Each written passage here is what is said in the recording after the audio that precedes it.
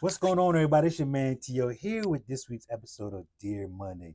This week we're gonna go up the hill and down the hill a little bit and touch on some touchy topics, but I want you to stick with me. I believe we will be on the same page possibly by the end of this message. All right, here we go. Dear Monday, representation matters. Today I want to talk about something bigger than race. I want to talk about representation. You with me?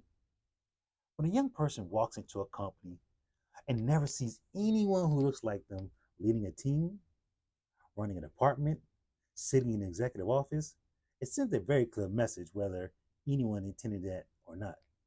It quietly says, I don't even have a shot.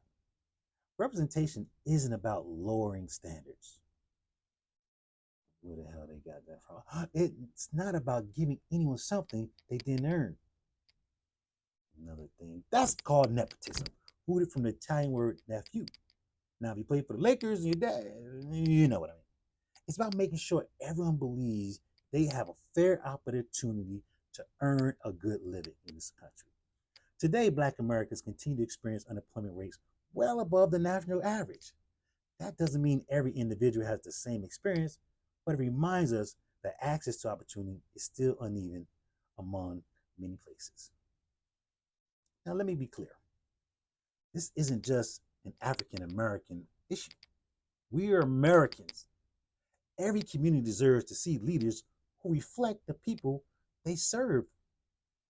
Black, Hispanic, Asian, white, women, veterans, people with disabilities, because representation creates that possibility.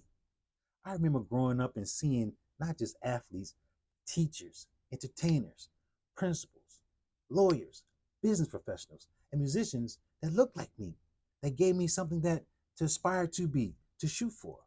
That was an inspiration to see us on TV growing up.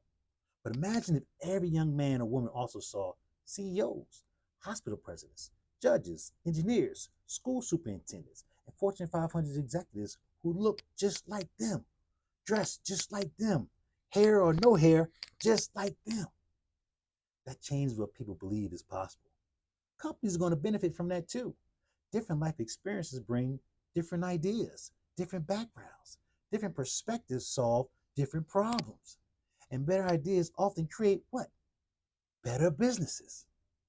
So today, don't ask that old age old question, why do we need DEI? We shouldn't have needed it in the first place. But look how it has become weaponized for those who wouldn't have been qualified for the positions it's talking about anyway. Every time we try to get better as a country through equality and actions always are attacked for some reason. Because representation isn't about checking a box.